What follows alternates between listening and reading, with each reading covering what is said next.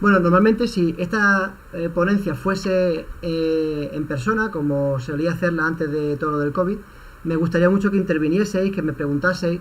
No sé si por ese puede estar María un poco gestionando los comentarios que hagáis o preguntas que dejéis en el chat. Y si no, al final de la charla siempre dejo un momento de coloquio, que creo que es muy interesante, para que me preguntéis abiertamente cualquier duda que pueda haber surgido o cualquier cosa que no haya yo hablado y que creáis que os pueda ayudar con mi opinión o punto de vista. Así que, básicamente, vamos a entrar en materia. No voy a responder al principio la pregunta del clickbait, pero sí quiero responderle al final. Es decir, que si esperáis hasta el final, os diré cuánto cobro yo por mi trabajo. No obstante, antes quiero empezar a hacer una introducción para que sepáis por qué estoy aquí, porque ojalá no hiciese falta esta introducción. Eso quiere decir que soy tan famoso y tan conocido que no hay que dar explicaciones, pero entiendo que muchos de vosotros os habéis apuntado un poco a la ponencia por el prestigio que tiene ya la asociación generando este tipo de iniciativas, o porque, bueno, de oídas conocíais un poco nuestra empresa, pero no con mucha profundidad. Así que permitidme que os cuente un poquito quién soy y quién es y qué es Grupo Procad y por qué tiene sentido después todo lo que voy a hablar a continuación, ¿vale? Bueno, pues quiero empezar sincerándome al máximo, ¿vale? Yo, antes que ingeniero, por supuesto, tenía toda mi vida de niñez y de adolescencia preocupado por mil cosas. Nunca diría que estaba abocado a ser ingeniero, como la mayoría de los que al final acabamos en cualquier profesión, ¿no? Pero sí es cierto que, por ejemplo, a mí me apasionaba el deporte. Yo era un loco del deporte, entrenaba muchísimo y llegué a competir a nivel, digamos, profesional o, bueno, en la categoría junior, no en la categoría élite, pero sí a nivel profesional, me refiero en competiciones a nivel nacional. Y como casi todo lo que hago, me lo tomaba con mucha intensidad, con mucha fuerza, con muchas ganas y entrenaba normalmente más que la mayoría de mis compañeros, ¿vale? Y claro, llegar al Campeonato de España, que fue para mí un logro, y sin embargo, sabiendo que hice las cosas mucho mejor que la mayoría, en el sentido de que entrenaba más horas, que procuraba no lesionarme, no salía los fines de semana, y aún así acabé el último de todos los que estábamos allí, algo ya me hizo intuir que no tenía quizá las cualidades adecuadas para dedicarme profesionalmente a eso. Entonces fue un pequeño chasco, pero seguí avanzando y me fui dando cuenta de que tampoco tenía cualidades para muchas otras cosas, ¿vale? Cuando estaba en la carrera, una carrera de 3 años, me costó un poquito más que la mayoría terminarla, ¿de acuerdo? Igual, 5 años, a pesar de que yo nunca he sido un mal estudiante, en el sentido de no dedicarle tiempo a todo. No era motivo de que no hiciese las cosas con suficiente interés y que no me sentase delante de los libros, sino quizá más bien una cuestión de capacidad, de que siempre me veía con esa pequeña, no voy a decir que fuese muy grande, pero como veis aquí, ¿no? Si la media está en 97, yo estoy justito con la media o por debajo. Y igual que me pasaba en el deporte, me fui dando cuenta que también me sucedía en la carrera. Y eso que, como cualquier cosa que a mí que entra en mi vida, siempre entra con mucha fuerza, y cuando yo decidí estudiar diseño industrial, estaba totalmente convencido de que eso iba a ser la pasión de la carrera de mi vida y que iba a llegar a lo más alto. Entonces me dediqué de lleno y después de 5 años de intenso trabajo, pues saqué la carrera y decidí de alguna manera completar mi formación con lo que era mi vocación frustrada, que era la ingeniería. Yo siempre me había sentido como un ingeniero mecánico frustrado porque no tenía a lo mejor el valor en su día de matricularme, por verla muy difícil, muy inaccesible, y ver más asequible a lo mejor la de diseño. Sobre todo para mis cualidades que siempre me habían gustado, ¿no? El dibujar, el hacer diseños, el inventar y demás. Y obviamente, pues como otra vez la vida me tuvo que enseñar, no fui capaz de sacar adelante esa carrera. Es verdad que estaba trabajando a la vez que estudiando, fue demasiado para mí y fue otro baño de realidad, ¿no? Mi pasión frustrada, que era haber sido mecánico, pues quedarme un poco ahí a las puertas, ¿no? Cosa que intentaré recuperar en cuanto pueda, pero lo importante de esto es quizá lo que yo quiero transmitir, el hecho de que, de nuevo, me daba cuenta de que a pesar de esforzarme bastante, no llegaba a conseguir el mínimo. Entonces, a partir de ahí, intenté trabajar desde el primer momento como ingeniero de producto. Algo que tenía yo muy claro en aquella época era que no quería desviarme o derivarme a ninguna otra profesión. Y veía como muchos compañeros de mi promoción, a lo mejor estaban trabajando en tiendas de ropa, en el supermercado, en otras áreas de por ejemplo, diseño gráfico. Yo siempre tenía clarísimo que me gustaba la ingeniería de producto, el diseño de producto, y que quería dedicarme profesionalmente a esa rama, ¿no? Y aunque veo totalmente legítima y totalmente perfecto la decisión de no dedicarte a esto, que es lo que a mí me gusta, sí que es verdad que yo había estudiado para esto y quería que fuese eso, así que me esforcé mucho en encontrar un trabajo para ser ingeniero de producto. Y tuve la suerte de dar con una empresa en Málaga, una de las pocas que habían entonces, se llama Indie Studio, y trabajar con ellos. De hecho, parte de lo que quiero comunicar en esta charla fue un poco mi inicio. Yo empecé trabajando por unas prácticas totalmente gratuitas y poco a poco me fui quedando en la empresa. La verdad que sí encajé bien y digamos que mi falta de talento o mi falta de capacidad la suplía con mucha vocación, con muchas ganas, muchas horas y creo que puedo decir a día de hoy que en aquel entonces la persona que era mi jefe y que con el tiempo se ha convertido en un gran amigo, Víctor, pues podrá decir que sí, que era un trabajador del cual estaba orgulloso, pero la crisis hizo que fuese muy difícil llevar adelante un proyecto tan pequeñito como era en aquel entonces una startup de ingeniería y tuvo que cerrar. Y yo me veía con el sueño frustrado de nuevo de estaba en el sitio en el que quería, estaba a gusto con lo que estaba haciendo, daba prácticamente 12-13 horas al día de mi tiempo a este trabajo y de nuevo pues hay que empezar de cero, reinventarse. Yo sabía que quería trabajar como ingeniero y lo que hice fue a uno de los clientes que teníamos en la empresa pues decirle que estaba dispuesto a seguir trabajando para ellos como autónomo. Fue mi primer contacto con el trabajo por cuenta propia y de ahí debo reconocer algo que quizá no lo hubiese dicho en el momento, pero con el paso del tiempo, ahora que yo soy también una persona que emplea a otras personas, me doy cuenta de que no di la talla. De nuevo me encontraba en un trabajo que me gustaba, estaba haciendo diseños en este caso cambios de bicicleta, que era un sector que a mí, como había sido triatleta, me venía muy de cerca, y sin embargo la complejidad del trabajo de fabricar un producto que se pueda montar y funcionar, me di cuenta que me sobrepasaba.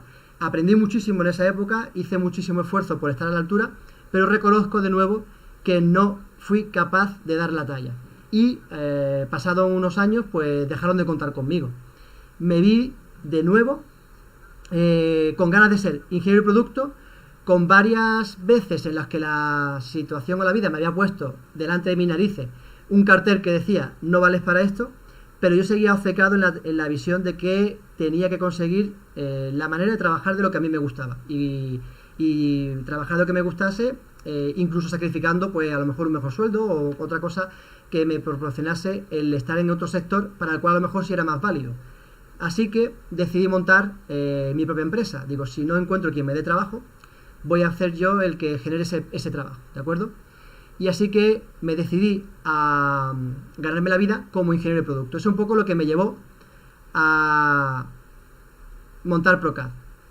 Aquí lo que me gusta siempre destacar es que cuando empecé éramos un pequeñísimo estudio de ingeniería donde, como podéis comprobar, Javier fue mi primer trabajador y bueno, el primero con el que podríamos considerar compañero fue Franci, que era mi socio, pero el trabajador como tal fue Javier, un tío excepcional y que básicamente quiero haceros o poneros en situación de estoy en un momento en el cual ya no veo que valga mucho para la ingeniería, con lo cual empiezo a apostar por el emprendimiento o gestionar en ingeniería, pero no siendo yo el técnico principal, sino valiéndome de equipos donde mis compañeros pudiesen suplir mis carencias.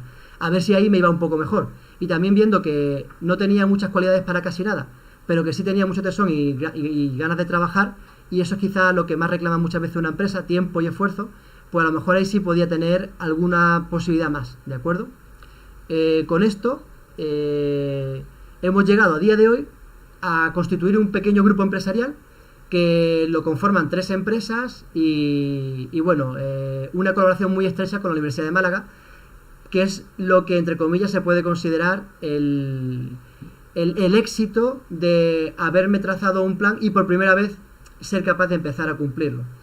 Todo esto es simplemente un pequeño preámbulo para que conozcáis el por qué estoy hablando hoy de trabajo, contratos, salarios, y es que, como podéis comprobar, y siendo un poco la cara visible y la parte más estratégica dentro del grupo, pues lidio todos los días con contrataciones de personal, ayudo desde los posgrados que ofrecemos a incorporarse a empresas a nuevos ingenieros, y creo que en esto sí puedo ser de ayuda para los que estáis ahora en esa posición en la que creéis que os vais a comer el mundo como ingeniero, pero no sabéis por dónde empezar. Y por eso he preparado esta pequeña presentación, ¿de acuerdo? Entonces, permitidme que os hable del marco laboral que os espera, a qué os tenéis que enfrentar cuando salgáis al mercado laboral, ¿de acuerdo? Lo primero que tenéis que tener en cuenta es que los empresarios dentro del sector de la ingeniería normalmente tienen mucho miedo o aversión a ese periodo tan largo que existe desde que una persona empieza a trabajar en una empresa hasta que se hace productivo. Aunque cueste creerlo, puede ser cuestión de meses o incluso más de un año el que una persona sea capaz de retornar lo que le cuesta a la empresa. Es decir, si un salario para el empresario son 1.000 euros, pues a lo mejor puede pegarse un año entero pagando ese salario sin que realmente sea capaz de retornar más de los 1.000 euros mensuales por lo que está trabajando ese trabajador. Entonces, esos periodos tan largos que hay dentro del sector tan especializado como de ingeniería para empezar a ser productivo, asustan mucho a los que tienen que tomar ese riesgo a la hora de decidir, y los que estáis empezando en el mercado tenéis ese hándicap o esa barrera de entrada, que por un lado tenéis muchas ganas y mucho tesón, pero por otro, os puedo decir digamos por experiencia propia, a veces no estamos a la altura de las circunstancias o expectativas que requiere una empresa de ingeniería o las tareas que se desarrollan en muchos sectores técnicos. Así que ese primer bache, una forma que yo considero muy buena de saltarlo, son las prácticas curriculares y extracurriculares, ¿de acuerdo? Quizá el camino más sencillo a un puesto de trabajo de calidad sea empezar por uno que se puede considerar más precario, como puede ser el de prácticas curriculares, ¿vale? Por prácticas curriculares, aquí, básicamente entendemos esas prácticas a las que podéis acceder, creo que también dentro de la carrera, porque desde que se hacen grados ya son obligatorias en algunos años de la carrera. Aquí me podéis corregir si me equivoco, porque la verdad que yo estoy un poquito despegado de cuáles son las últimas novedades con el tema de grado. Yo me matriculé cuando todavía se hacía ingeniería técnica y me saqué el grado posteriormente con un curso de adaptación, ¿vale? Pero entiendo que igual que nosotros en nuestro posgrado ofrecemos ya prácticas dentro del temario, es como una asignatura más, habrá también en vuestra formación de grado muchas prácticas que sean obligatorias en empresas. Pues mi resumen de lo que os va a esperar es que son prácticas no remuneradas, que sí tenéis un seguro laboral por si sucediese cualquier cosa y que no cotizan dentro de la seguridad social, ¿de acuerdo? Pero son muy útiles cuando queréis acercaros por primera vez al mercado laboral. Y aquí no importa tanto a qué sector te vas a especializar como el propio hecho de que simplemente estéis trabajando, porque hay una serie de vivencias y de experiencias que se tienen que aprender. Yo siempre pongo un ejemplo muy tonto de lo que a mí, por ejemplo, no sabía y aprendí en mi primer puesto de trabajo, para que entendáis hasta qué punto el estar dentro del sector laboral os puede ayudar, más allá de lo que todo el mundo puede entender como no, tengo que desarrollar las tareas para las que he estudiado. Por supuesto que eso es lo más importante, pero hay otra serie de habilidades que no se tienen en cuenta y que te pueden resolver muchos problemas el día de mañana. Yo recuerdo que por mi forma de ser, yo era una persona bastante metódica y bastante volcada en mi trabajo, y me molestaba mucho que me hablasen mientras trabajaba. Y sin embargo, mi compañero era ese tipo de persona que a lo mejor por ser más rápido y eficiente se podía permitir mucho más tiempo de relax y de distensión, y le gustaba charlar conmigo. Pues el mero hecho de aprender a gestionar esa situación ya fue un aprendizaje que tuve en la primera empresa en la que estuve. Entonces, este tipo de cosas que no te vienen en ningún libro y que también aportan valor a tu perfil profesional y a tu, digamos, mano izquierda a la hora de resolver situaciones, pues también son importantes y son pequeños píldoras de conocimiento que os podéis llevar de unas prácticas curriculares como esta. Por supuesto, también todo lo que hagáis dentro de la empresa, trabajando para proyectos en los que seguramente, al ser prácticas curriculares, no sean de responsabilidad ni se carguen vosotros tareas de mucha envergadura, pero que ya se van acercando al futuro de lo que desarrollaréis, ¿vale? Entonces, este quizás sea uno de los métodos más sencillos para entrar y meter cabeza en algún sector en concreto. El siguiente, en el nivel de complejidad, podría ser el de las prácticas extracurriculares, que como su nombre indica, ya están fuera del temario, ya no son como una asignatura y por lo tanto sí son remuneradas. Y gracias a la plataforma Ícaro, yo he querido poner aquí al logotipo de Ícaro, ¿vale?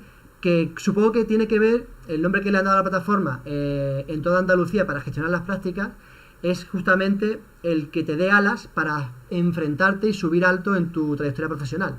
Por lo tanto, este tipo de prácticas son muy interesantes porque al ya cobrar se te puede exigir un poquito más de responsabilidad y tú también puedes dar un poquito más de ti a la hora de demostrar valía. Normalmente el periodo de prácticas va de 3 a 6 meses por cada empresa, es decir, si terminas 6 meses en una empresa ya no te pueden volver a hacer una práctica curricular, extracurricular de este tipo. Podrías hacerlo en otra empresa, es decir, tú podrías hacer 3 años de práctica si vas cambiando de empresa, pero en una sola empresa solo podrías estar hasta 6 meses. Y siempre es un trabajo de media jornada, para que sea compatible con terminar tus estudios, porque normalmente se están haciendo en tu último año de carrera, cuando tienes el proyecto, etcétera. Estás cobrando una mínima cantidad, 360 euros al mes, y es verdad que es obligatorio estar matriculado o haber estado matriculado en los últimos 3 años, o en el último año creo, en como mínimo 60 créditos ECTS de algún grado, ¿de acuerdo? Grado o posgrado o título universitario. Con lo cual, estas prácticas ya sí que te pueden acercar un poquito más y deberían ser las que te vayan centrando en el sector al que te quisieras dedicar, ¿de acuerdo? Una vez que ya hemos terminado esa etapa de prácticas, quizá podamos empezar a hablar en serio. Ahora ya es cuando, como trabajadores, tenéis que demostrar total valía para el puesto y tenéis que, entre comillas, ser rentables para la empresa. Un coste tan económico como el que habíamos visto antes es soportable por muchas empresas. De hecho, a veces se da incluso esa figura tan indeseable de empresas que tienen a un becario constante, ¿no? Que van rotando de becario. No es la idea, lo ideal sería que busquéis una empresa en la que ese puesto sea para elegir a la persona que se va a quedar y no para tener a una persona itinerante que constantemente va cambiando y va llenando una silla que realiza tareas de poca envergadura, sino buscar una empresa que seleccione a través de este tipo de proyectos o de prácticas al futuro ingeniero de su plantilla, ¿vale? Eso sí que es un consejo que podría daros para que no caigáis a lo mejor en unas prácticas que os hagan perder más tiempo de lo que os puedan aportar. También es cierto que una vez que ya saltáis a los contratos dentro del régimen general, lo que os vais a encontrar son los periodos en práctica que se llaman. Una vez que vosotros estáis contratados como ingenieros y cotizáis como ingenieros en la seguridad social, lo más probable, salvo que seáis excepcionales, tengáis mucha suerte o simplemente la empresa proceda de esa manera, pues lo más probable es que primero hagáis lo que se llaman prácticas, ¿vale? Periodo de prácticas. No son becas como las de extracurriculares y curriculares que he hablado antes, ¿vale? Por separar el nombre, voy a llamar becas a estas dos primeras y prácticas a estas que ya están dentro del régimen general, que cotizan con el contrato que te corresponde, solo que tienen ciertas ventajas para lo que sería el empresario y más que para el trabajador, normalmente para el empresario. El trabajador, la ventaja que tiene es que al ser más atractivo de cara a la contratación es más probable que te contraten. Pero esas ventajas que le dan al empresario hacen que sea más sencillo que os contraten a vosotros, porque se ahorra un porcentaje del sueldo. Siempre el sueldo se establece en base a lo que dice el convenio general del trabajador y a partir de ahí hay una serie de adaptaciones para según qué sectores. El sector que con más probabilidad os vais a desempeñar profesionalmente es el sector de oficina técnica. Y aquí he querido rescatar la tablita de los salarios que os corresponderían trabajando en según qué categoría dentro de ese sector, ¿vale? Para que os vayáis haciendo una idea de lo que vais a cobrar anualmente.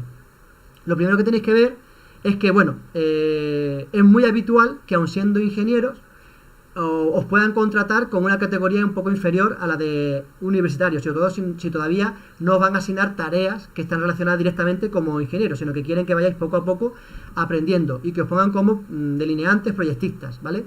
Es decir, que vuestro salario puede rondar los 18.000 euros anuales. Tened en cuenta que aquí pone 14 pagas, ¿vale? Pero realmente se suele dividir por 12, así que son un poquito más de 1.100 al mes. y ese salario total es bruto. Eso es lo que percibiríais, aparte la seguridad social que paga la empresa por vosotros. Es decir, que realmente, aunque aquí diga 18.000 euros, normalmente se va el 30% en seguros sociales, estaríais cobrando, si incluimos eso que se le paga a la seguridad social y que os provee de un montón de servicios como, bueno, médicos, escuelas, etcétera, pues si se considera eso parte de vuestro salario, que es lo que la empresa deja de pagar a vosotros para pagar al Estado, pues estaríais en torno a los 25.000, 26.000 euros cuando empecéis a trabajar, ¿de acuerdo? Entonces, este podría ser un buen inicio. Habéis hecho unas prácticas, habéis demostrado valía y estáis ya con la suficiente autoestima y autoridad para a esa persona que lleva con vosotros varios meses y os conoce, pedirle que os contrate en prácticas como delineante o como ingeniero, ¿vale? Si conseguís aterrizar en un sector muy interesante como es el del metal, que también se relaciona mucho con nuestra actividad como ingeniero, os digo que tenéis unas mejores condiciones. Es decir, si buscáis ese tipo de empresa que no son tanto de oficina técnica, sino que se acercan más a la fabricación de maquinaria y fabricación industrial, podéis mejorar un poquito para la misma categoría los salarios, las vacaciones.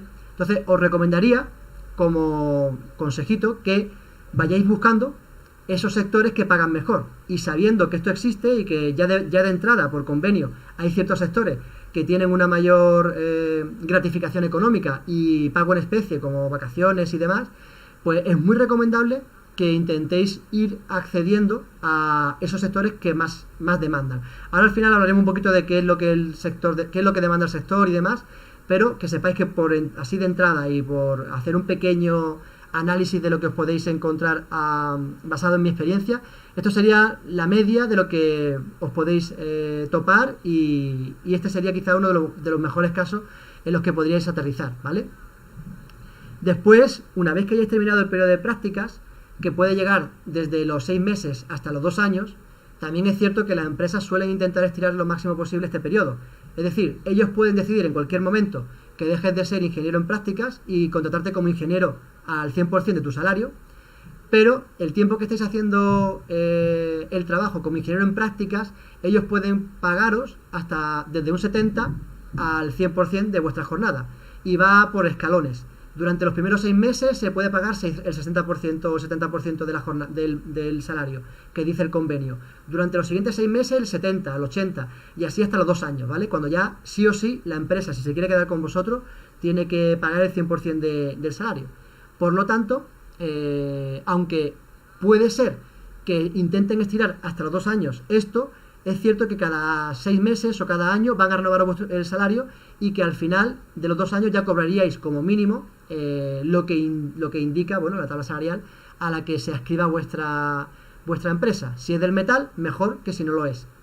Tened en cuenta que todo esto es voluntario, siempre pueden pagaros por encima, pero yo voy a ser un poco realista y a mostraros lo que la mayoría de situaciones se os van a presentar, que es ajustarse un poco a lo que dice la ley.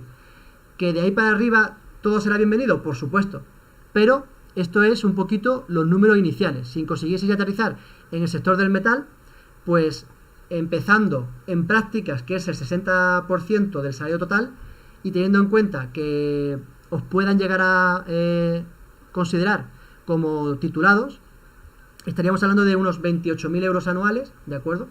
Si le hacemos a esto el 60%, se nos quedaría en 6 por 2, 6 y 4. 6, 6, 12, 4, 16, pues sí, 18.000 euros anuales, ¿vale? Podríais estar a lo mejor cobrando 18.000 euros anuales en vuestro primer trabajo porque estaréis en prácticas con respecto al convenio que aquí aparece. Si va pasando el tiempo, pues ya iríais acercándoos a ese salario. Y una vez que ya habéis conseguido el puesto en la empresa, según vais demostrando valía, el cielo es el límite. Cada uno podrá ir encontrando un mejor salario y condiciones según vaya demostrando valía y sobre todo haciendo que la empresa, su trabajo le sea muy rentable, ¿no? Lo último que quería comentaros es la parte de ayuda y subvenciones. Tened en cuenta una cosa: a las empresas normalmente no les interesa visualizar vuestro salario como el bruto que os lleváis a casa. Eso os interesa a vosotros. Yo quiero saber lo que yo me llevo a casa. El empresario lo mira de otro punto de vista: ¿cuánto me cuesta el trabajador?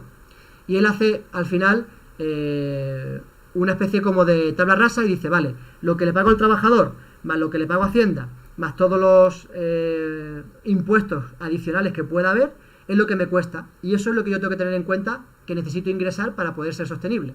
Entonces, cuando la empresa tiene algún tipo de ayuda, que aunque a vosotros no repercuta en el sueldo, a ella le minora el precio de lo que le supone el coste total de un trabajador, pues le soy más interesante.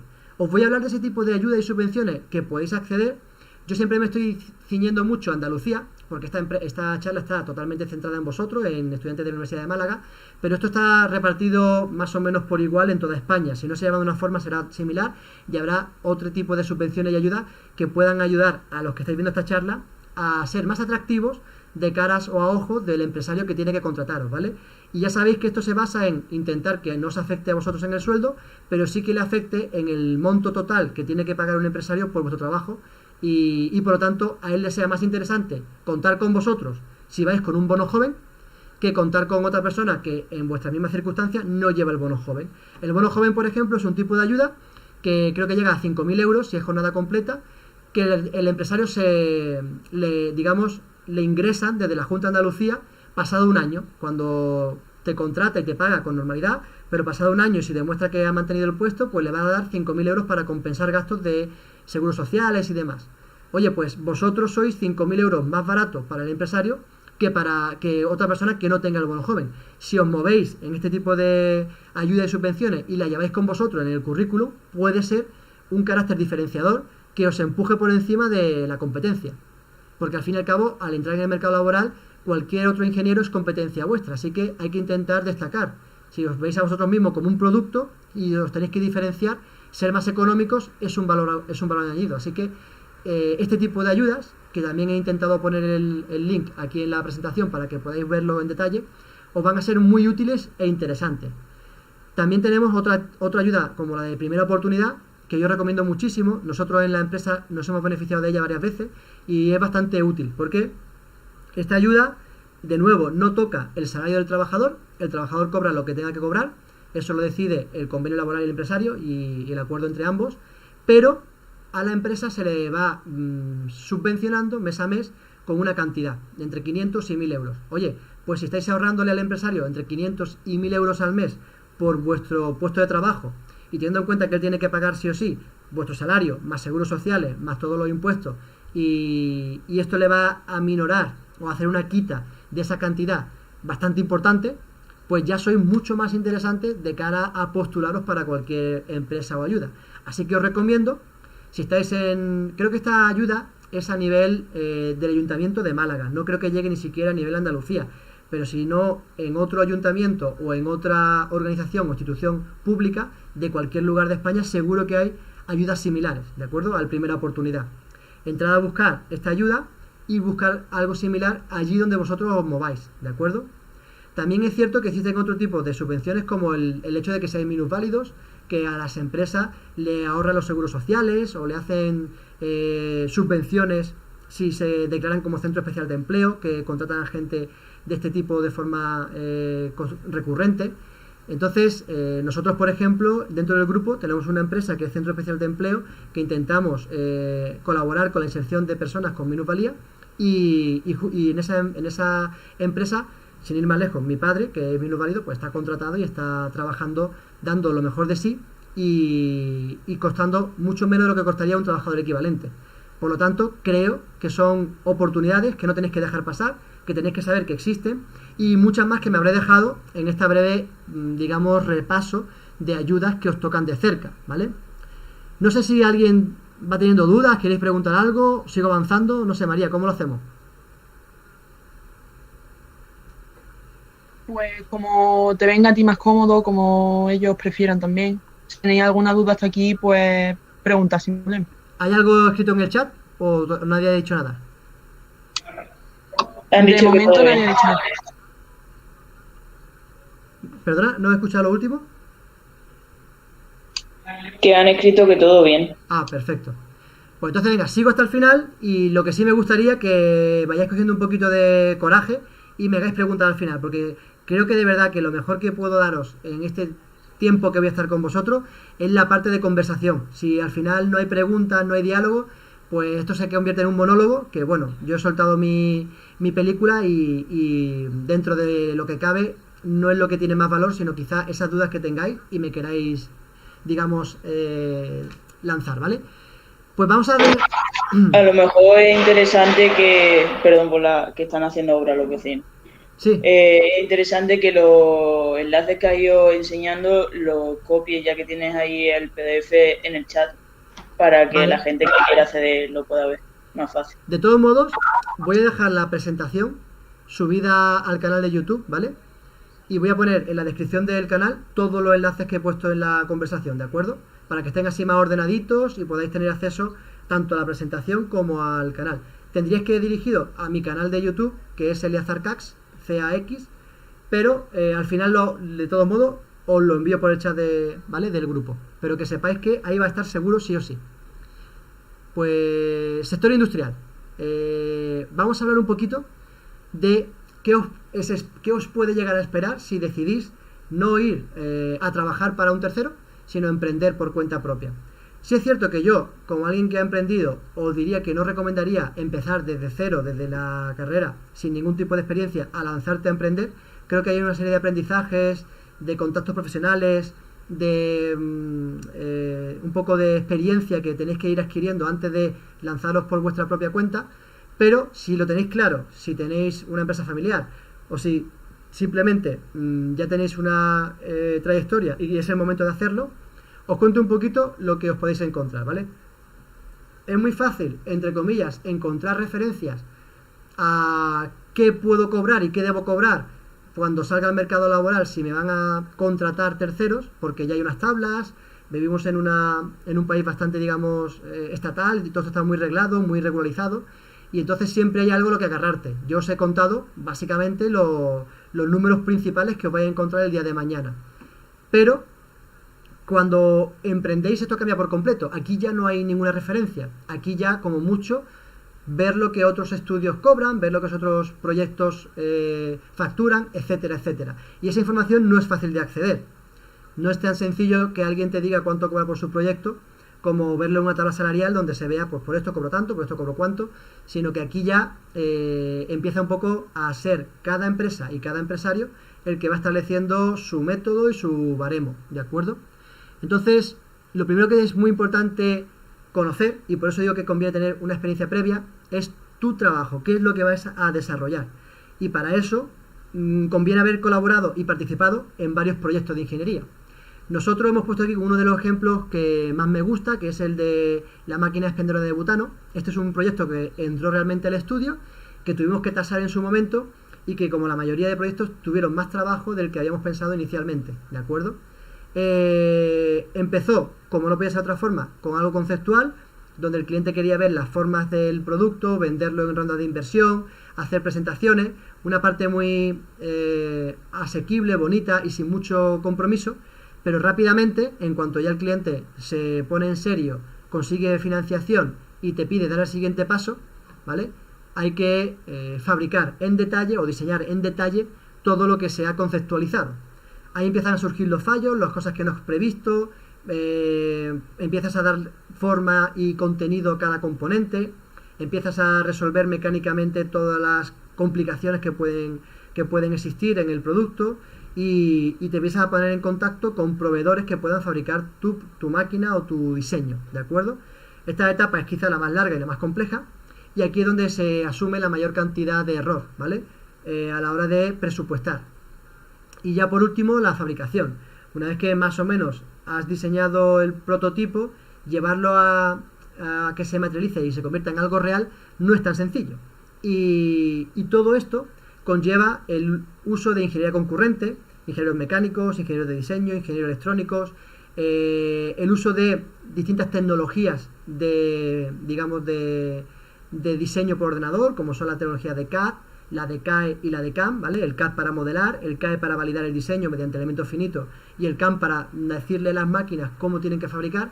Y todo esto son un gran número de horas de personas en contacto fabricando y trabajando y mucha incertidumbre a la hora de dar un precio cerrado, ¿de acuerdo? Entonces, Ahora me gustaría preguntaros, porque cuando yo llegué a este punto dije, ¿cómo valoro mi trabajo? ¿Cómo le doy yo valor a mi hora de trabajo? ¿Cómo le doy yo valor a la hora de mi ingeniero y al resultado final que entre todos somos capaces de, digamos, de lanzar al mercado? ¿A alguien le suena alguno de estos dos rostros? ¿Alguien me podría decir quiénes son?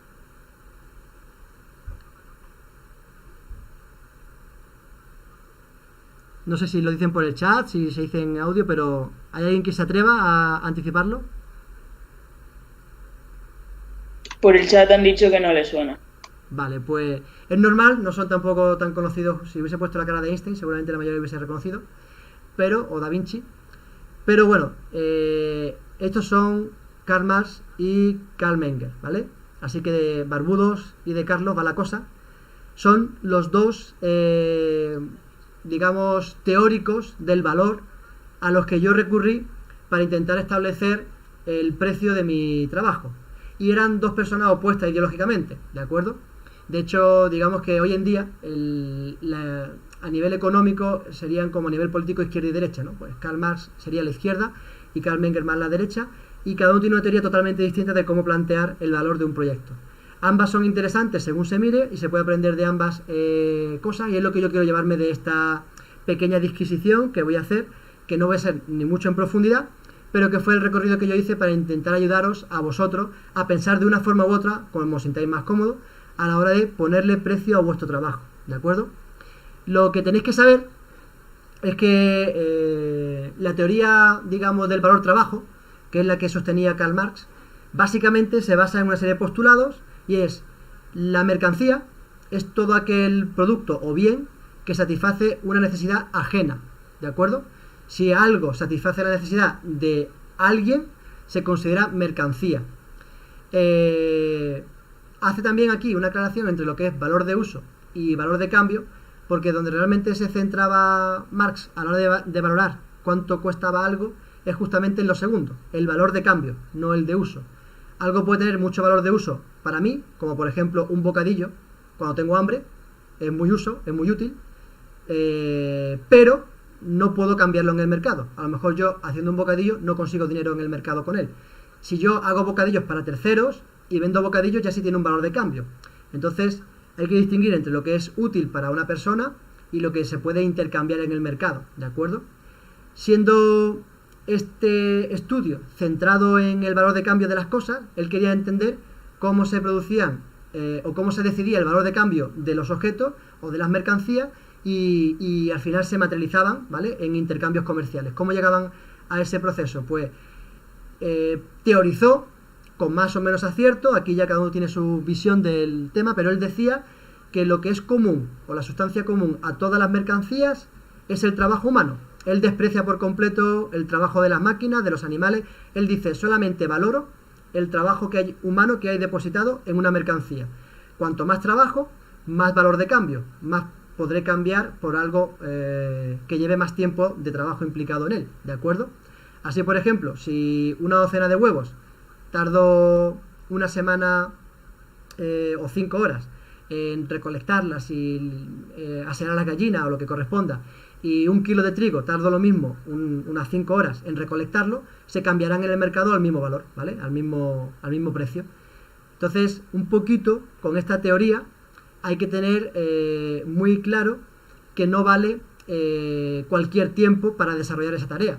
Porque es verdad que a veces, siendo muy simplista, se le critica de forma, sin llegar a profundizar en la teoría, que claro, entonces si tú tardas 10 horas en hacer algo, que otro tarda 5, tienen que pagarte el doble, que al más vago le pagan más que al que es más eficiente. No.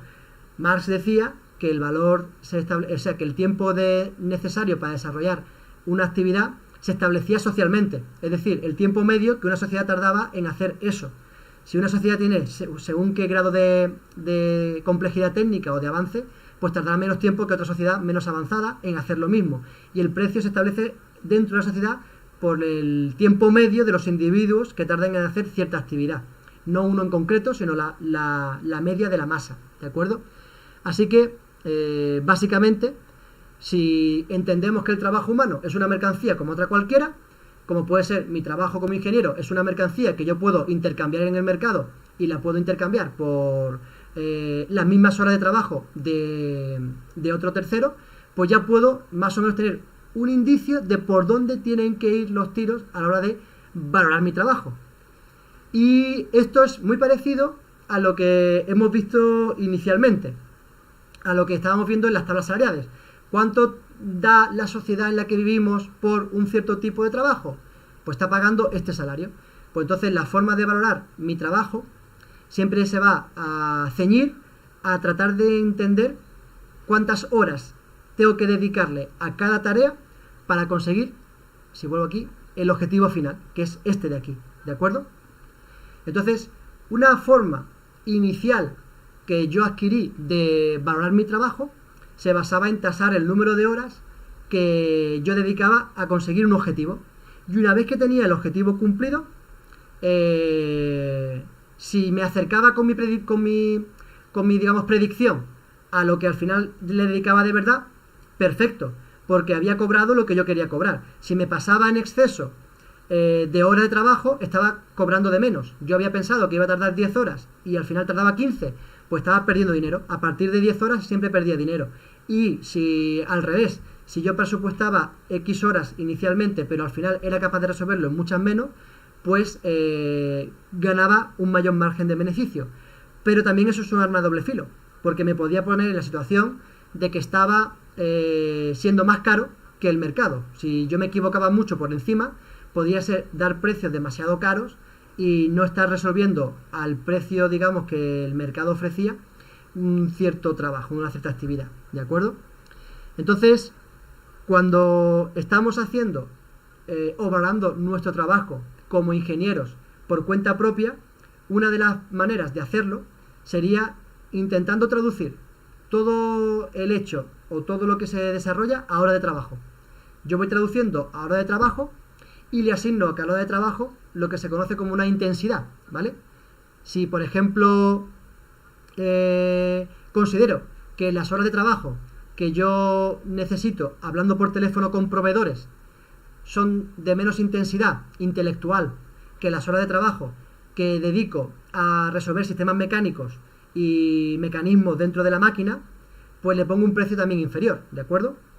Normalmente aquí se va tirando, pues como he dicho, de tablitas donde más o menos se cataloga el precio de cada individuo y al final se le añade lo que se consideraría en la teoría de Marx la plusvalía o el margen de beneficio que nosotros queramos darle a ese proyecto. Así que una primera manera de que podáis hacer vuestros presupuestos sería traduciendo todo lo que vais a presupuestar en horas. Una vez que tengo las horas, le aplico un modificador, que es la intensidad de esa actividad intelectual que requiere esa hora, y con eso me sale muy sencillo el resultado final del presupuesto que tengo que hacer, ¿vale? Ahora después explicaré un poquito cuáles son los conceptos básicos que van a entrar en cualquier proyecto para que tengáis una primera aproximación de lo que no se os puede pasar nunca para presupuestar y que no os equivoquéis y os pilléis los dedos, ¿de acuerdo? Por lo tanto, teoría A explicada, ¿no? No sé si hay alguna duda porque, claro, aquí me he puesto un poquito más economista y a lo mejor no esperabais esto y os ha pillado por sorpresa, pero creo que es una forma muy buena de entender por qué tomé la decisión de hacer así los presupuestos, ¿no? De, oye, vamos a traducir a horas y de ahí intentar sacar un valor final del trabajo. ¿Hay alguna duda que queráis que aclare en este momento? Si no, lo hacemos al final, pero ahora puede ser un buen momento para no dejarla para después.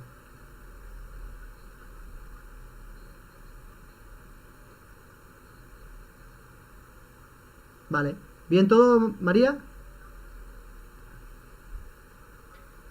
En el chat no han puesto nada, o sea que de momento va bien. Vale, vale. Solo espero no ser muy aburrido. Yo quería que esta conversación fuese interesante. Espero no haberos pillado por sorpresa y esperéis algo más técnico. Si queréis algo técnico, no os preocupéis, que puedo dar 1000 charlas técnicas.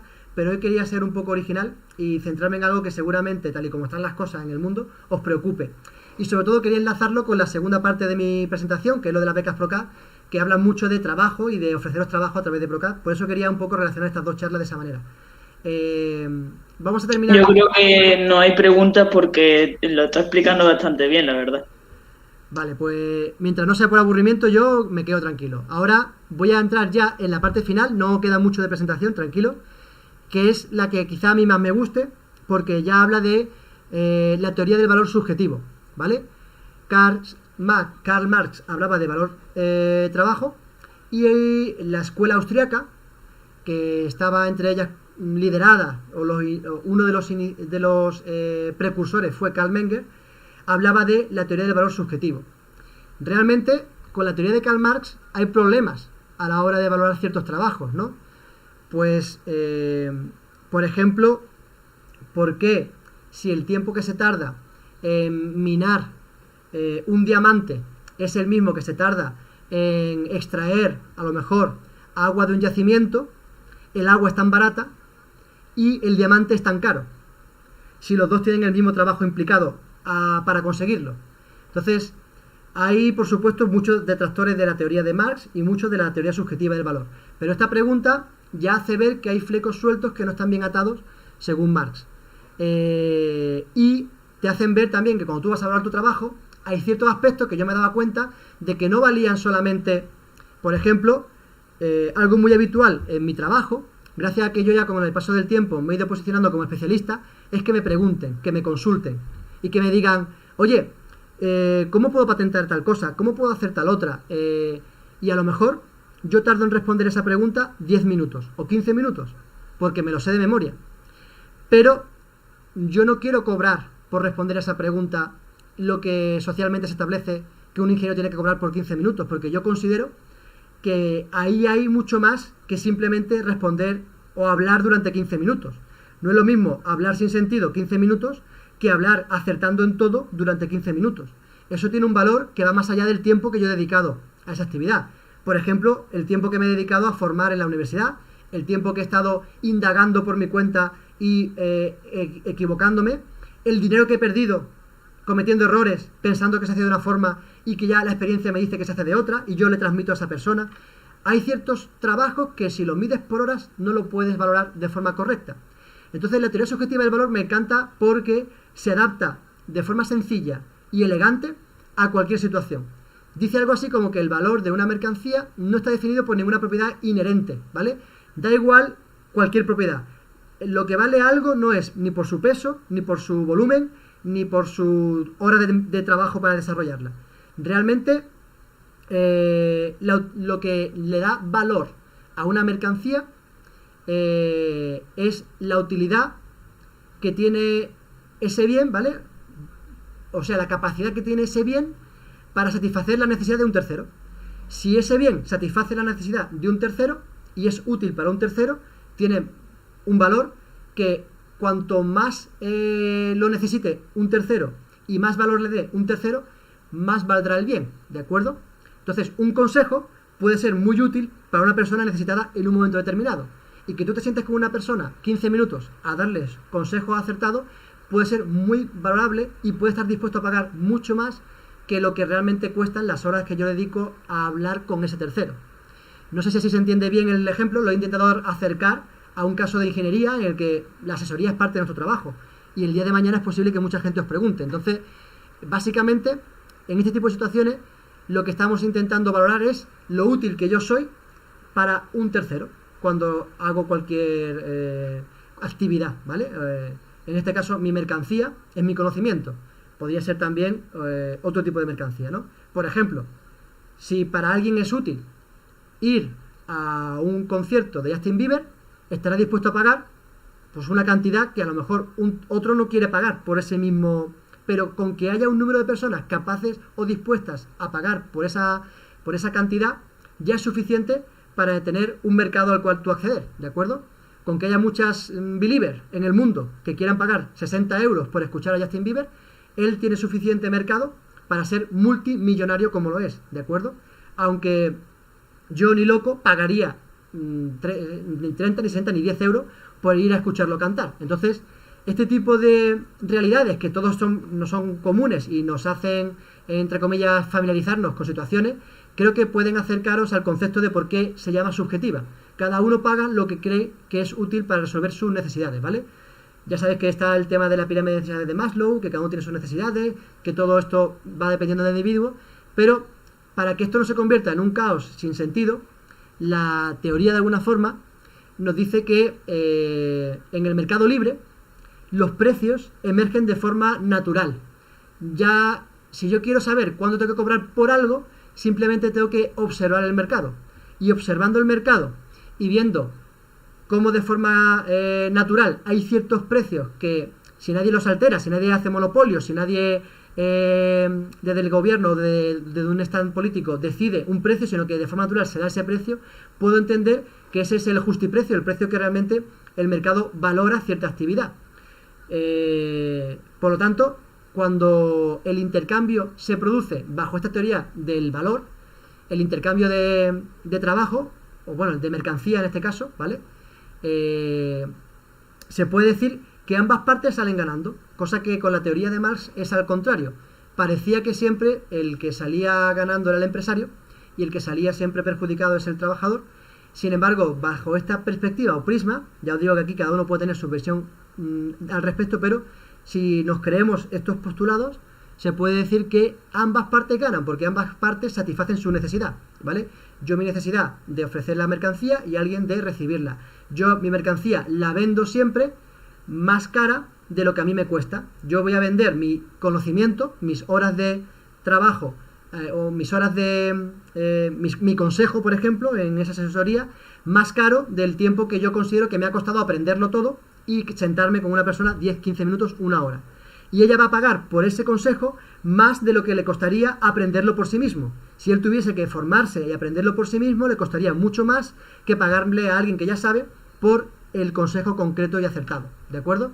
Entonces, con estas dos teorías, un poco, ahora me gustaría pasar a una etapa final de la charla, donde, aunque es muy desagradable, gente que da consejos que no se le han preguntado, si queréis escucharlos, yo puedo decir un poquito cosas que en mi camino y en mi trayectoria me he ido encontrando y os pueden servir para plantear bien desde el principio vuestro trabajo, ¿de acuerdo?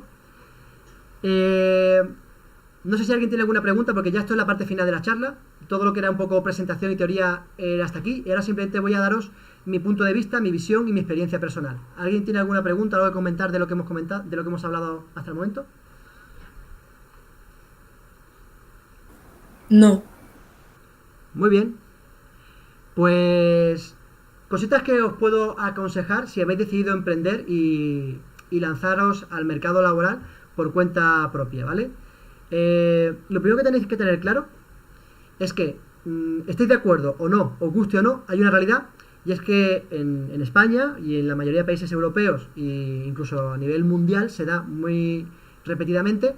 La carga impositiva es una realidad que existe y que por muy digamos, de acuerdo que estemos con ello o en desacuerdo, no se puede negar, ¿de acuerdo? Entonces, algo que la mayoría de las personas que se inician a emprender no valoran o no tienen en cuenta para dar un presupuesto es todos los impuestos, tasas y todas las imposiciones que el Estado o el gobierno o las instituciones nos van a ir sumando a nuestra ganancia. Entonces, siempre que demos cualquier valor, cualquier precio, cualquier presupuesto, tenemos que trabajar con lo que se llama base imponible y no con el bruto final de lo que sería el presupuesto que tienen que ingresar en tu cuenta, ¿no? El dinero final que te van a ingresar es una cosa diferente a la base imponible. La base imponible es lo que tú quieres ganar y después el resto son los impuestos, en este caso puede ser el IVA, y a la que yo le sumaría también, pues incluso otro tipo de impuestos directos o indirectos, que no tiene que ser solamente el IVA, y que tenéis que tener muy en cuenta. Pues si tengo que sacarme, por ejemplo, una pregunta muy habitual de gente que emprende y recurre a mí. Oye, me han pedido que haga un proyecto y me tengo que dar de autónomo, de alta. ¿Cuánto cobro? Pues primero tienes que saber que en España, por ser autónomo, se está pagando entre 300 y 450 euros, 470 euros a día de hoy. No sé si mañana subirá o bajará, pero a día de hoy entre 300 y 470 euros como mínimo. dependiendo si eres autónomo, digamos, estándar o autónomo gestor de una empresa. Y de ahí para arriba si quieres tener otras bases de cotización más altas, ¿no? Pero entonces ya sabes que simplemente por darte de alta como autónomo tienes que subir a tu presupuesto lo que te está costando el pagar esa tasa. El IVA, en España, el IVA general está en el 21%. Pues también tendrás que subir ese 21% a tu presupuesto. Si tienes cualquier impuesto adicional o tasa por contaminación, por cualquier cosa que pueda afectarte localmente en un proyecto, la tienes que tener en cuenta. Es decir, que mi primer consejo para dar un presupuesto es separar la base imponible de lo que realmente es facturable, ¿de acuerdo? Y tener eso, claro, esos conceptos es básico. Y sobre todo tener muy bien listado cuánto me cuesta a mí en impuestos desarrollar mi actividad por todo tipo de tasas. No voy a entrar a detallarlas todas, pero simplemente que sepáis que eso hay que tenerlo muy en cuenta. También tenéis que tener en cuenta, cuando lancéis un presupuesto, el hecho de que normalmente nos vamos a equivocar a la hora de predecir el futuro. Yo tengo que intentar adivinar cuánto voy a dedicar de trabajo para resolver un problema. Y eso es muy difícil porque la realidad es tozuda y os puedo garantizar que recurrentemente me demuestra que siempre que doy un precio, siempre que hago un presupuesto pienso que va a ser más fácil de lo que realmente después es.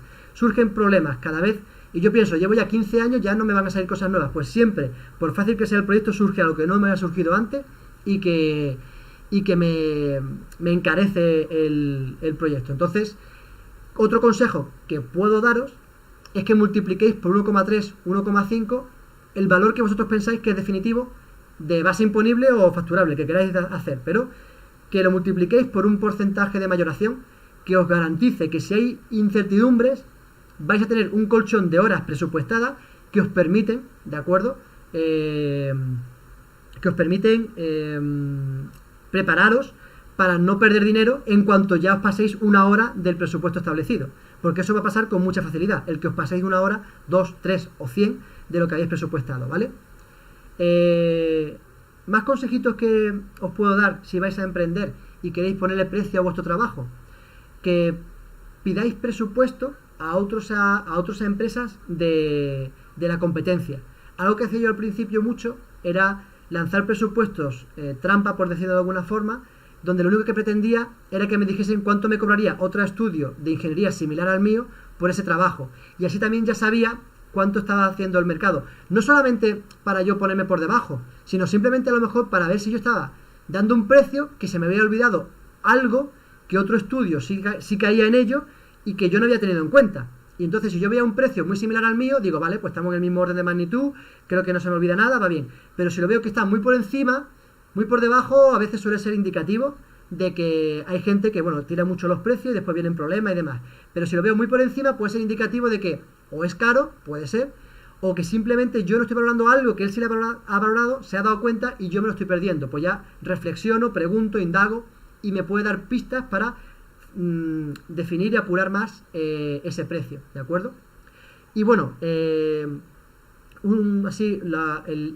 cierre me gustaría también hacerlo haciendo alusión a el hecho de que si no decidís trabajar por cuenta propia, sino que decidís hacerlo por cuenta ajena, no es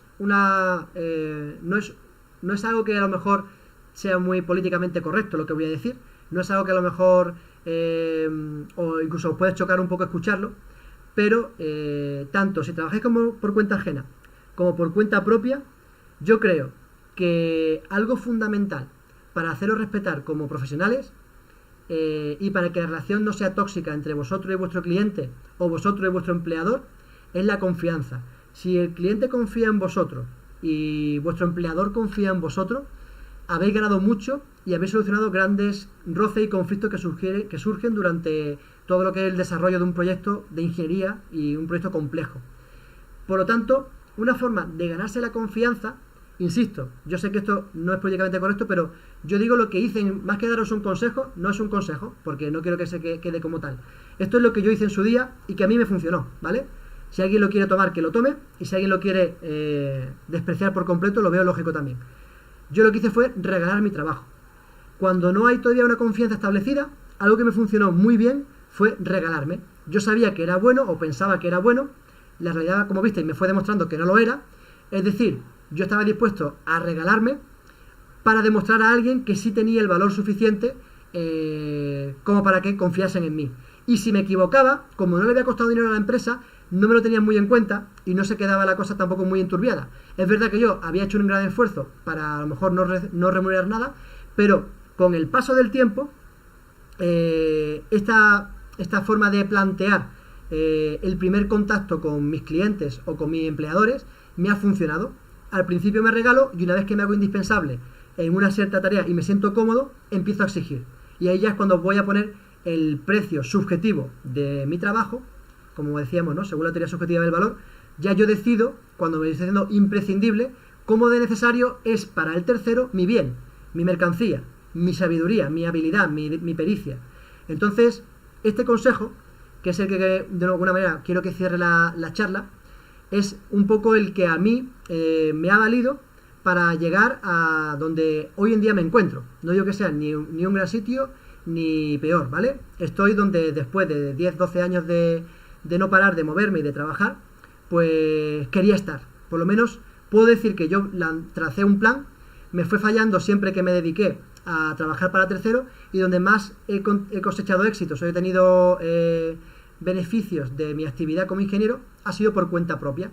Y ahora, para cerrar un poquito, como decíamos con el clickbait de la charla, ¿cuánto cobro yo por mi trabajo? ¿Cuánto estoy cobrando como ingeniero en Procar? Bueno, pues no me importa confirmarlo y ni decirlo, ¿de acuerdo? Es algo que, para bien o para mal, realmente quiero que mejore, quiero que suba, quiero que ascienda, aspiro a mucho más de lo que tengo, pero más que el valor concreto de lo que hoy estoy a lo mejor cobrando, a mí lo que me importa es la actitud que más o menos me caracteriza, y es la de siempre pensar en algo más.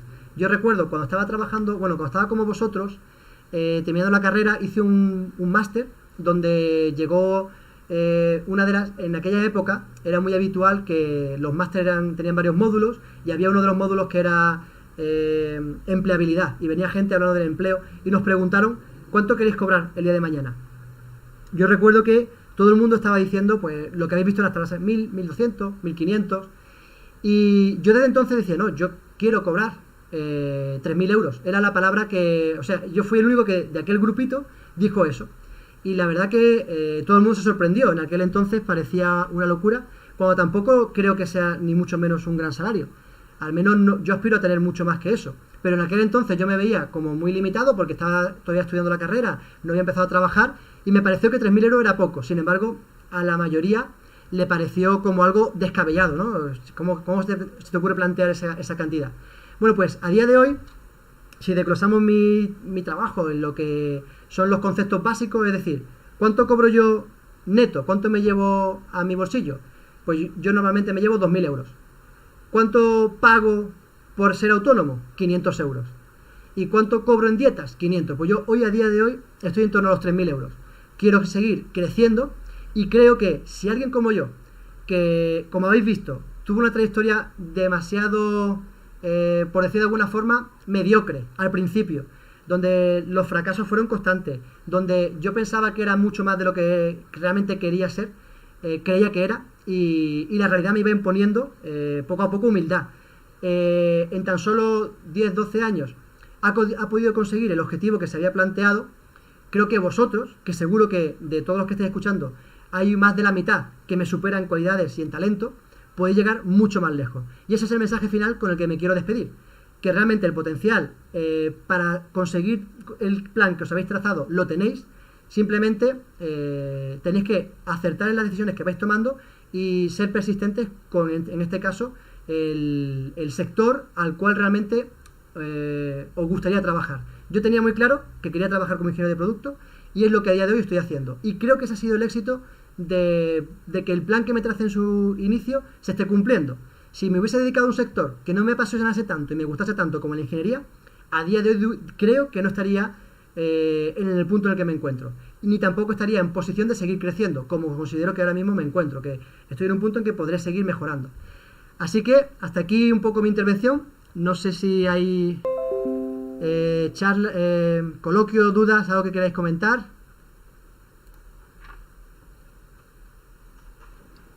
Por el chat no han dicho nada. ¿Ellos pueden hablar o solamente pueden escribir, María? Hablar y escribir lo que prefieran. Me gustaría, por favor, a los que estéis conectados, simplemente eso, unas 2 preguntas, 3, que de verdad, bueno, que de verdad os interese conocer la respuesta, para no sentirme que ha sido una charla aburrida. ¿Hay alguien que tenga alguna dudilla o algo que quiera que le comentemos o simplemente charlar sin que sea una duda como tal? Darme su opinión, su experiencia, en qué momento se encuentra, etcétera. A ver, yo tengo una pregunta que no se relaciona mucho con la charla, que me ha resultado muy interesante, pero no tiene nada que ver. Dime. Y es que cuando tú empezaste a trabajar para empresas, ¿cómo de reflejado viste lo que diste en la carrera en el trabajo que hacías tú? Pues mira, esa es muy buena pregunta. De hecho, esa pregunta la respondo en todos los... Nosotros tenemos una página web de formación, ¿vale? Grupo Procad tiene un estudio de ingeniería, pero también tiene un área de formación. La página web es www.grupoprocad.com. Os aconsejo que vayáis para allá y entréis en cursos online, ¿vale? No te voy a decir que te vayas a ir para respondértela, no voy a ser tan mala persona, te respondo ahora, pero digo, para que veas que no miento, esa pregunta la respondo en todos los vídeos, en toda la clase 1 de cada curso se responde, porque siempre empiezan con el mismo trozo de presentación de la empresa. Y la respuesta es, estaba muy alejado, ¿de acuerdo? Estaba muy alejado lo que había en la carrera de lo que el sector profesional me exigía, me demandaba. Y yo me di cuenta de que había un salto tan grande entre lo que yo había aprendido y lo que me exigían las empresas, que decidí, aparte de montar el estudio de ingeniería, abrir la academia de formación para formar en las cosas en las que yo me había costado años aprender y que realmente, si vas al grano, se pueden aprender en meses.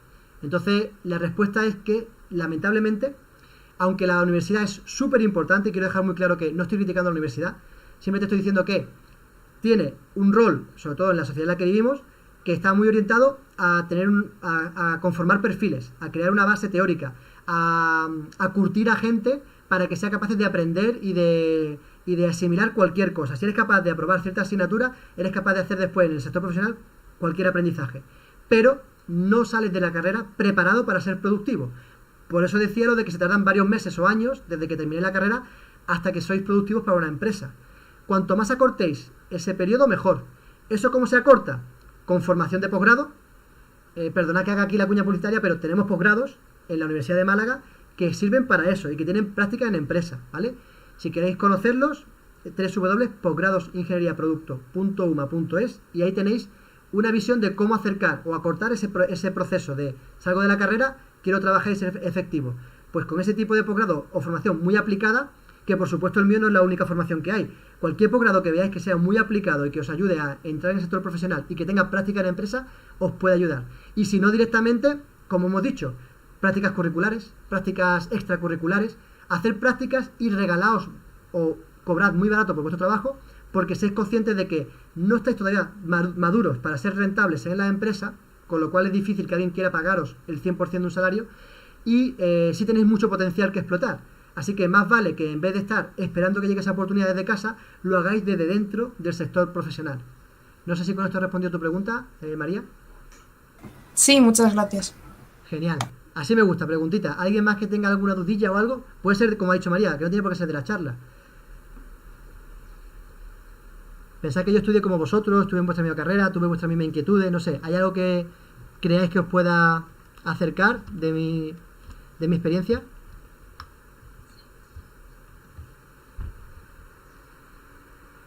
Vale, pues María, si quieres, María, organizadora Bazaga, ¿no? Sí, dime. Vamos con la presentación de las becas Procad entonces, que veo que la gente está así un poquito tímida. Venga, vale. Han preguntado algo por el Sí, chat. por el chat. ¿Ah, sí? Ahora mismo lo acabo de ver yo también. Y igualmente yo me tengo que ir porque tengo una cosa ahora, así que muchas gracias y hasta luego. Gracias, María. Que sepas que todo se va a quedar grabado y que lo podéis revisar en YouTube para después, si no podéis ver la parte de las becas, verlo más tarde. Que las becas son muy interesantes. Ahora os explicaré cómo van las becas Procad y qué ofrecemos, ¿vale?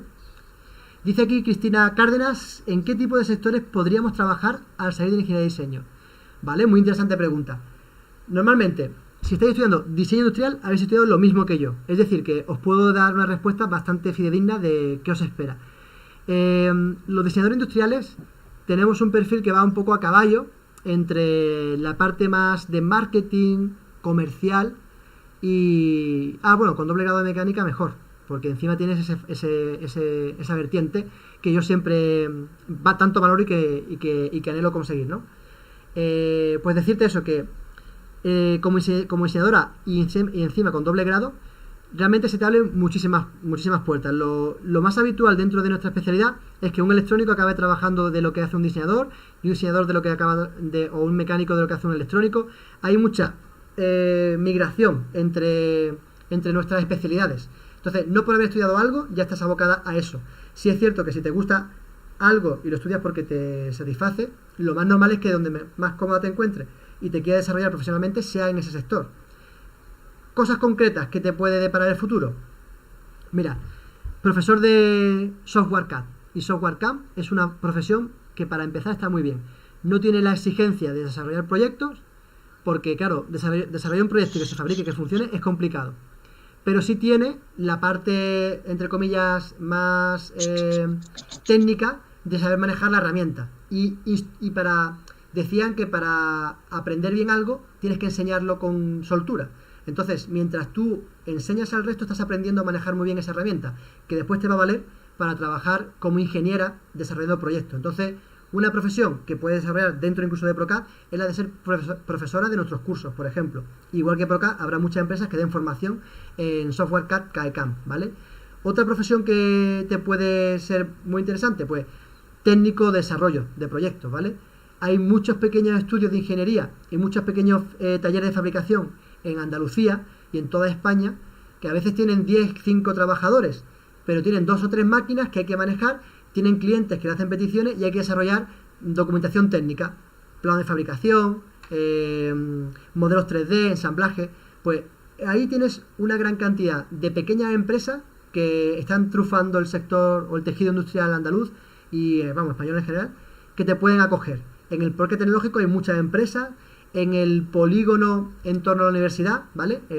Todos esos polígonos que rodean al campo universitario, también hay muchos pequeños talleres mecanizados que te pueden requerir para, de alguna forma, desarrollar proyectitos pequeñitos, no muy ambiciosos, pero que requieren siempre de documentación técnica y que te pueden servir como una catapulta para ir a otra liga superior, ¿de acuerdo? Y, por supuesto, trabajando para multinacionales. Hay empresas muy grandes que te permiten tener una estructura ya creada en la que tú puedes crecer con más facilidad que en una micropyme y donde siempre vas a empezar desde abajo del todo, pero según vas demostrando valía te puedes ir encontrando enseguida dirigiendo equipos o gestionando personal. Te vas a alejar un poquito más de la parte técnica, del desarrollo, si lo que te gusta realmente es remangarte y estar con el ordenador diseñando y prototipar, tendrás que irte a lo mejor a otro perfil de empresa. Pero, por ejemplo, tenemos antiguos alumnos que trabajan en Accenture gestionando riesgo y son ingenieros de grado, y bueno, eres ingeniero superior, ¿no? Son ingenieros y están en la parte de oficina gestionando riesgo en adjudicación de proyectos. O sea que realmente el perfil del ingeniero es muy valorado y cada vez más se utilizan a ingenieros como responsable de gestión dentro de la parte de línea de producción. En la San Miguel hay una línea que produce no sé cuántos miles de botellines de cerveza por minuto o por hora, y las personas que están en esas líneas tan complejas de máquinas gestionándolas suelen ser ingenieros. Los que están haciendo la reparación y el mantenimiento suelen ser FPs, ¿vale? Ingenieros suelen ser técnicos o formación profesional, pero los que están gestionando el cómo optimizar los flujos, cómo plantear la jornada de trabajo, cómo hacer la estrategia, digamos, de alcance de objetivos, suelen ser ingenieros. Así que todo este tipo de empresas que utilizan maquinaria industrial o fabrican esa maquinaria son un sitio genial donde incorporarte. Nosotros hemos colaborado con empresas, por ejemplo, por darte nombres, como Andior, es una empresa sevillana que es una multinacional líder en el mercado mundial, desarrollando máquinas que paletizan paquetes de, palets de botellas de plástico. Ellos cogen muchas botellas de plástico, las van ordenando en palets y las paletizan para poder transportarlas fuera para poder viajar con ellas, ¿no? Pues esa empresa está en Sevilla, hace competencia a empresas de Alemania, de Italia y de China, y es líder en el mercado. Y tiene a lo mejor 200 trabajadores y ni siquiera sabemos que existe. Entonces, hay muchos sitios donde puedes trabajar y lo que te recomendaría es que escudriñes al máximo el mercado. Que no des por sentado que los puestos te van a llegar a ti, sino que tú empieces a investigar qué empresas hay y empiezas a ver dónde podrías aportar valor. Es un poco el resumen. No sé si he respondido a la pregunta o hay alguna cosilla más que te pueda dar. Vale. ¿Más preguntitas?